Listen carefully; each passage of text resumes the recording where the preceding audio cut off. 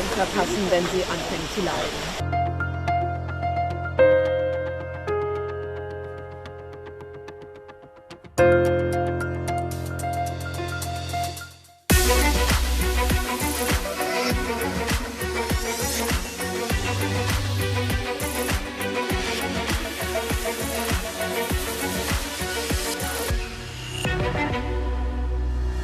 Good morning. It is Tuesday, the 14th of April. I'm Maeve McMahon and you're watching Europe Today, your daily dose of European news and analysis, live here on Euronews. Coming up, after a landslide victory in parliamentary elections, Hungary's Péter Magyar has promised to mend ties with Brussels and unlock 19 billion in frozen funds. We look at what's at stake and the hurdles he'll have to jump. And 7 weeks into the US-Israel war on Iran, after talks broke down in Pakistan, the US has imposed a military blockade of Iranian ports on the Strait of Hormuz. We'll cross live to the Gulf state of Qatar. And despite the soaring energy and fuel crisis across Europe, the European Commission says the conditions for granting member states budgetary flexibility to mitigate the impact have not been met for now. EU leaders are due to meet in Cyprus next week to address the crisis. But first, in a lengthy press conference, Hungarian election winner Péter Magyar teased the main political lines of his government. While vowing to unfreeze billions of euros in EU funding and mend ties with Brussels, he also indicated a tough line on migration and no fast track for Ukraine. Euronews' Europe editor, Maria Tadeo, was at his very first press conference since his victory and joins me now here for an update. Good morning, welcome back from Budapest. So look, this press conference that we saw yesterday, tell us more about it and what a Magyar government would look like and how it would compare really to Viktor Orban's. And this is one of the key questions, of course. And look, on the Sunday, it was a day of celebration in Budapest. We were on site. Really, it was this electrifying atmosphere on the streets of Budapest. But on Monday, it was the work now that is ahead. It was a task. And you could see almost the mood shifted to now the weight, obviously, of the responsibility of a new government that says it wants to fundamentally change major parts of the Hungarian economy, certainly to begin with. Péter Magyar acknowledged in that press conference yesterday that the economic situation of the country is a difficult one. He obviously repeated that he wants, and this is the big priority of his government, which he said wants to be in place in less than 30 days. So that means that by May, they want to be working and they want to get to work. He wants to use that time now to begin negotiations to unlock European money that has been blocked, mostly because of rule of law issues when it comes to the European Union. There is now a real tight deadline to salvage before the end of the summer about 10 billion euros for Hungary or lose that money. So he said he immediately wants to get into that as a sign of goodwill. He also repeated yesterday that he intends to place Hungary within the European Public Prosecutor's Office. Remember, Orban had decided to opt out. He says he now will consider joining, and that is the goal, to enter this institution. And then also gave red lines in terms of areas where he doesn't see changes are necessary. And of course, when you look at Ukraine, not a lot seemed to be changing. You know, he talked about this loan for Ukraine. He said Hungary had negotiated an opt-out and that will continue. When you look at Russian energy, very difficult question for the Hungarian economy, which is running on Russian energy. He said ultimately the goal for this country is to have supply that is sustainable but also cheap. And then when you look at other societal parts, we didn't get an indication the major societal changes are coming. So overall, when you look at this press conference, it was sort of this idea of a country that is staying in within the national politics and this conservative view. Things could change, but not quickly or immediately. That is not the priority. The priorities are externally to reset the foreign policy, the economy, no corruption, no Orban, no Putin. That's basically how we could put it. And on corruption, he said he really wants to crack down on that. How will he, though? Well, yes. I mean, he talked about the idea that they will join the European Public Prosecutor's Office. He also said this is not a change in government, but it's almost a change of regime. He suggested that civil servants, high-ranking civil servants connected to Orban, including the president of Hungary, will have to go. And then he also said, and this was an extraordinary moment in this press conference at some point, that he had information, and he interrupted the press conference. He was given a piece of paper, and he said, I have information from an insider that the Hungarian foreign minister, that is the outgoing Hungarian foreign minister, Péter Szijjártó, who's been been caught up in this political scandal for 2 weeks because of the tapes in conversation with the Russian foreign minister that leaked. He is at the ministry destroying evidence. So he suggested that there will be scrutiny, that it will be the police, the judiciary. He also suggested could change, and there could be changes to put forward a more independent justice. But all of this signaling a man who is really in a rush and wants to, at least the perception of corruption, tackle it. Okay, Maria Tadeo, our editor, thank you so much for all those insights. Now, moving on, EU member states must coordinate on energy prices themselves, the EU Commission President Ursula von der Leyen has said, but she stopped short of announcing fresh measures. This comes as Ireland comes out of a 6-day fuel protest that brought the country to a standstill. Meanwhile, President Trump has said he will eliminate any Iranian ships that breach the US naval blockade of the Strait of Hormuz. For more on the moving situation, we can cross now to the Gulf state of Qatar and bring in our correspondent, Adel Khalim. Good morning, Adel. Great to see us there. Great to see you there. Can you just tell us, what do we know so far about this very blockade?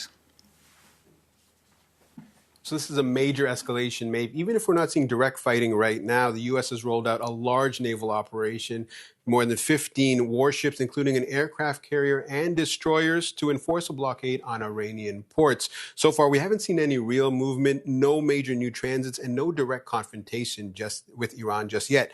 U.S. President Donald Trump says this is all about forcing Iran back to the negotiating table. He's also warning any Iranian ship approaching could be targeted. At the same time, this is also becoming more complex. China says it has its own arrangement with Iran and is warning the U.S. to, quote, not meddle in our affairs.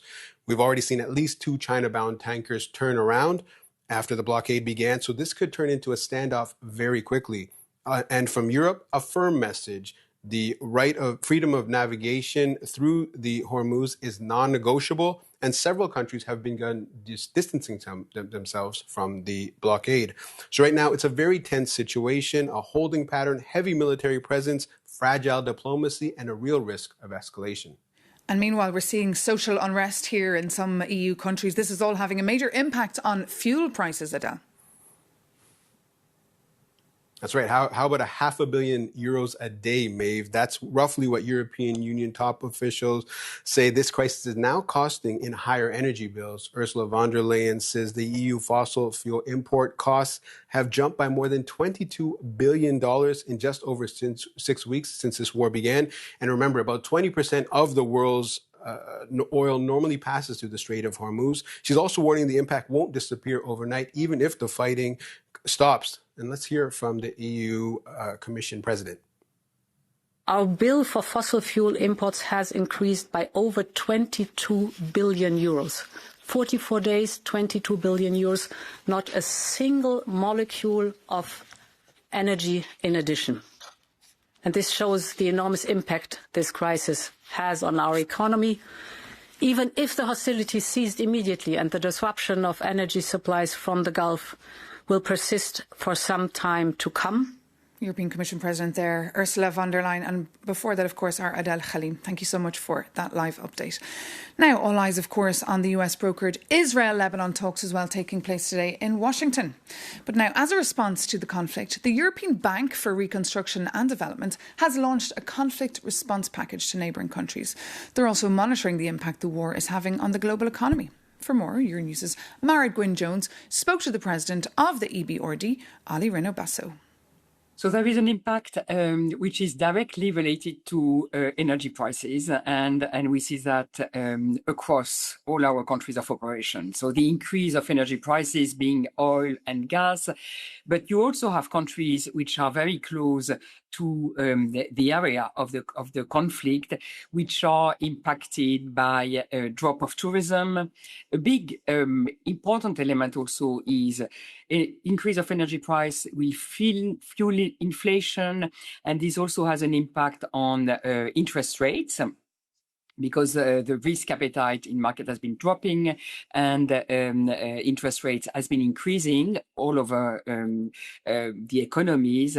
And this has a big impact for countries which have a high debt level, deficit issues, and so forth. And I know that you've recently introduced a €5 billion package to aid these countries. How soon can that money flow? Because I'm thinking of places like Lebanon, where there's still a real risk of escalation, still an active war. Can you support these countries and their economies while the situation is so volatile? So indeed, when we talk about this 5 billion level of investment, we are focusing on countries which are very close to the conflict. So Lebanon, Jordan, Egypt, Turkey, Armenia, and the idea is to continue to support them in investment. So when you have private sector banks which are withdrawing or reducing their exposure, reducing their investment in these countries, we are stepping in a way as a counter-cyclical bank, which is there to continue to support investment. Yet, as we speak, President, talks between Iran and the US have stalled completely. We've heard President Trump saying he doesn't care about that. He's also threatening to block access to Iranian ports. The situation is very volatile. Are we on the cusp of a major global economic shock if this ends up to be a very drawn-out war? What happened in the last few weeks was already a very big economic shock. You've seen that the Energy International Agency said it was the biggest energy shock in the last decades. So it was a very significant shock.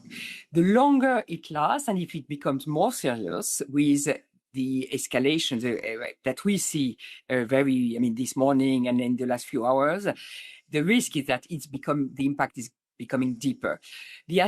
Our assessment, for example, with a oil barrel at $100 per barrel for a long period of time, the impact on the growth on our countries of operation is minus 0.4, so a drop of growth of 0.4% and an increase of inflation of around 1.5%. We're hearing some comparisons with the 1970s oil crisis. Is it that serious? Is President Trump here pushing us really to the precipice? Do you share these kind of grave concerns? I mean, it's a very significant shock. When we compare to the 70s oil shock, the big difference is that the economies are less dependent on fossil fuel than they used to be. So we have very significantly improved the energy efficiency and so the impact of oil prices per se, of fossil fuel prices per se, is more limited than it was in the 70s.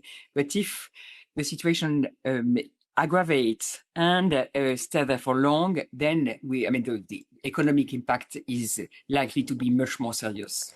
To close briefly, President, I know that you don't invest in all European economies as an institution, but what could be the knock-on effects on an Europe which is increasingly investing in defence, where borrowing costs and the cost of servicing debt is really spiralling? For Europe, the challenge will be increase of inflation. Will have an impact on the dynamics of the economy. The increase of energy prices also will have a dampening impact on growth. And growth in Europe was already not extremely dynamic. Yeah. And so this will be a challenge in a context where the fiscal space for countries to, for example, provide some support for household or businesses in order to counterweight the increase of energy price is much more limited than it was in 2022, for example, or just after COVID. And now coming up, MEPs here in Brussels are still digesting the results of the Hungarian elections that took place last Sunday. One of them is Dariusz Joński, a Polish MEP from the European People's Party who spent his weekend in Budapest following those elections. And now he joins us here in the studio to debrief. Welcome. Welcome. Good morning. So how was your weekend and what is your response to the outcome? Oh, it was absolutely amazing. Absolutely amazing. Today I was invited by Polish minority in Hungary. So we spent 2 days, about 48 hours, amazing our election night in Hungary. And everybody finger crossed for change, for big change. But no one expected that it's possible. But now you describe it as amazing. So the big high is there, of course, for the voters of TISA. But now the hard work comes. How will Peter Magyar actually reform the country in order to unlock the billions that he wants? Oh, they have to start. They have to start prepare these reforms. Yesterday, Ursula von der Leyen said that she's ready to unblock the European Union fund, about 60 billion euro for the Hungary. But they have to start. They have to start the reform. I mean, justice reform, the public medium reform. After 16 years of Orban's. It wasn't a democratic country. They have prepared everything. So it will be not easy, but step by step, I think they are ready to do it. And he wants to crack down on corruptions. Any advice for him there? Yeah, it was a huge corruption. Even in the election day, we talk with people how it is election and how they do it. In Hungary, they paid a lot of money to just vote for the Orban's party. So corruption were everywhere. So and what about the Foreign Minister Tjaard, though? We understand that he's been shredding up sensitive documents. That's according to Peter Magyar. Is that true? Is there proof? I think it's true. So they have cleaned everything and they have fired all of these people from the Orbans. And I think they have to build a new country right now. Justice, rule of law. It will be not very easy because the corruption is everywhere. So, but I keep finger crossed for the new government. So I think they are ready to do it. You think they're ready? And will this mean a new chapter now in EU-Hungarian relations? I think it will be very strong relation between the new government and Brussels. I mean, the Hungarian decided to Europe. I saw on the election night that a lot of people handed the flags of European Union and Hungary. It looks like Hungary joined the EU once more. So everybody was smiling. It was absolutely happy day. And after 16 years, they are absolutely free and democratic right now. Okay, Dariusz Joński, thank you so much for coming into us here and sharing your insights. Now moving on, the Italian Prime Minister, Giorgia Meloni, has called Donald Trump's remarks about Pope Leo, quote, unacceptable. The US President accused the pontiff of being, quote, weak on crime and terrible for foreign policy. He told reporters he was, quote, not a big fan. The Pope has responded with ease and calmness, as Jakub Janis reports. When you hear Donald Trump is going after the Pope, you know he's not planning to turn the other cheek. I'm not a big fan of Pope Leo. He's a very liberal person, and he's a man that doesn't believe in stopping crime. But hold on, how did relations between Washington and the Holy See went down so rapidly? When the Chicago-born pontiff was chosen last year, Donald Trump praised the historic choice as a great honor. Capturing a solid majority of the US Catholic vote, conservatives hoped they had found a natural ally. However, the honeymoon was brief, and tensions appeared when the Pope challenged Washington's mass deportation programs, condemning the harsh treatment of migrants. But the ultimate breaking point has been the escalating war in Iran. And after the US president threatened to destroy the whole Iranian civilization, the Pope openly condemned this military rhetoric as unacceptable.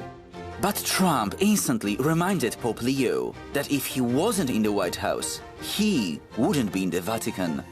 And the Pope responded calmly yesterday. I do not look at my role as being politician.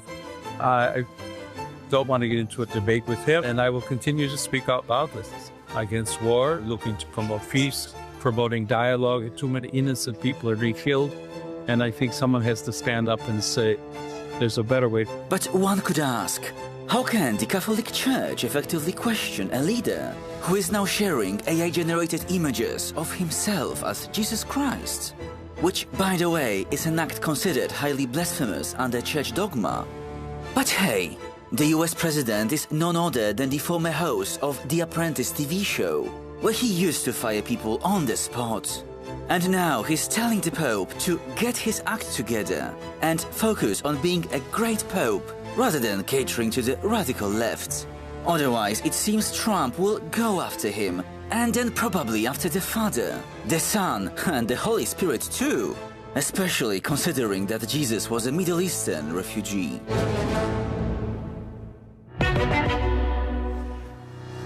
Jakub Janis reporting for us there. Well, that does bring this edition of Europe Today to an end. Any comments or points for us, do reach out.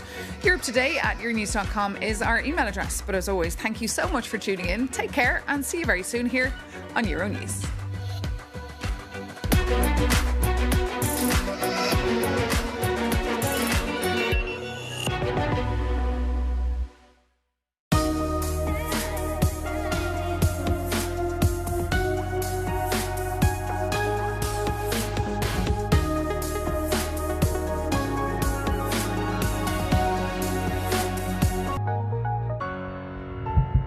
With the Americans, it's hand in hand to achieve the same goals. Iran is doing is just a self-defense.